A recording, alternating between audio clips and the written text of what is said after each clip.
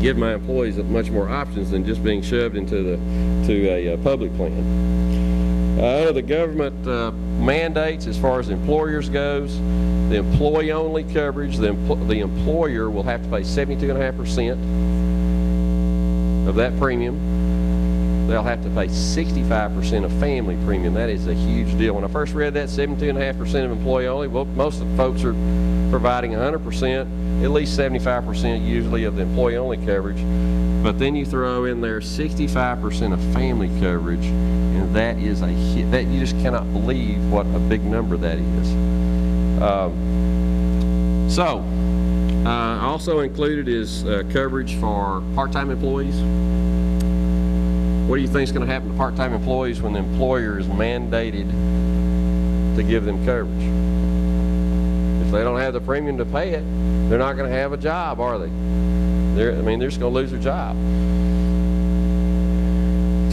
There will be, as Dr. Osborne said, they're going to take away our health savings accounts, health reimbursement accounts, flexible spending accounts. Who knows what a health savings account is? All right, that's a pretty good group. 3 years ago, we'd have probably had, half a dozen hands somewhere along in there. Health savings accounts, and this is going to apply to both individual and group coverage, gives you much more control over how you spend your healthcare dollars.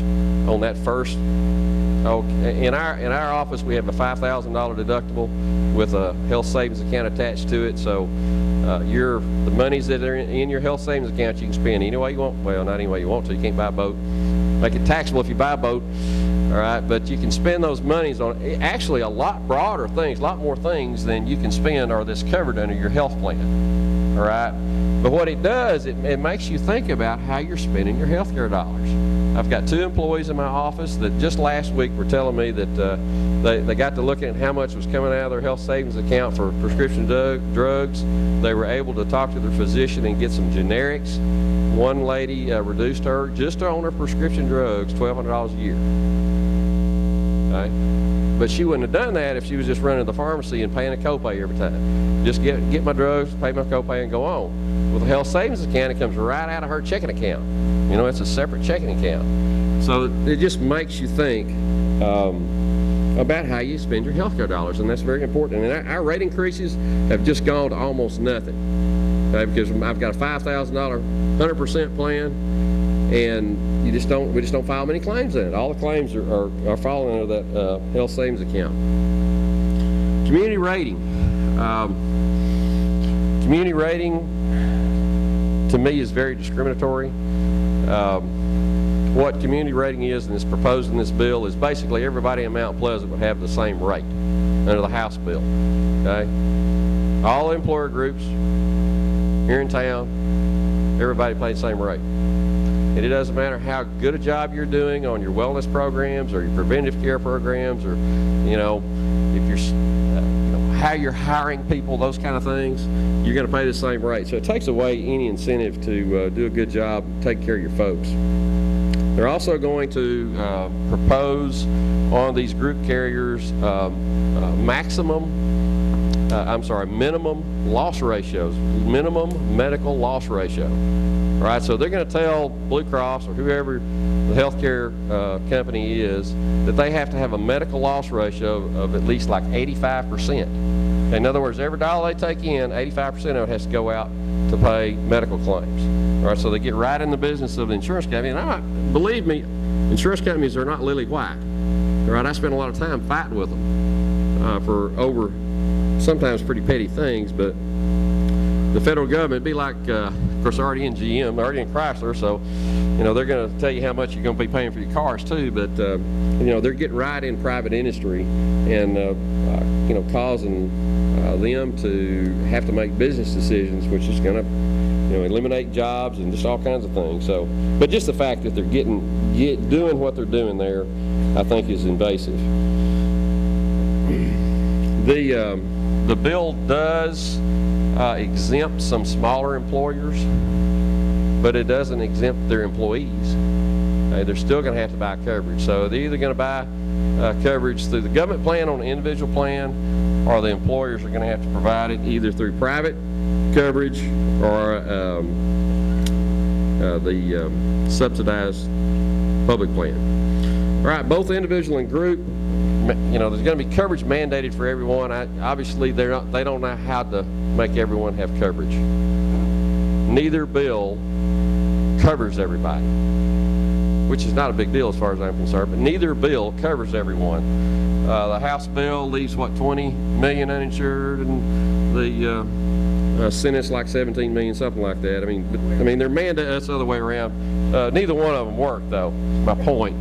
No gender rating, so that means that, you know, you go to the public plan, whether you're male or female, you get the same rate if you're the same age, all right? I haven't seen anything in there as far as penalties for smoking or tobacco use or anything like that, which obviously you know is part of the private insurance industry. No annual or lifetime maximums. That may seem like a big deal. That's really not rate-wise. Our groups that we go from, say, a $1 or $2 million lifetime max to unlimited really makes a very small impact in rates. So that's not, I don't see that as being a real big deal.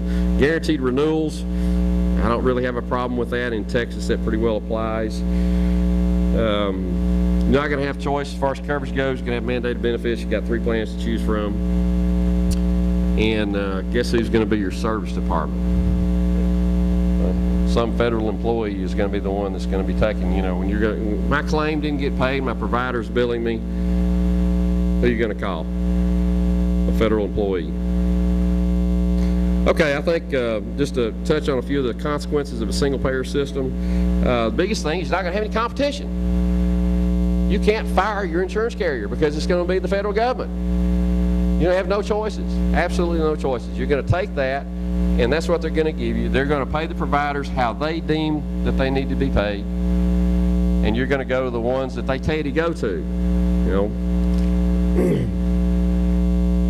one of the biggest things that is going to cause or push us into what we is referred to as rationing care is when your private carriers go away.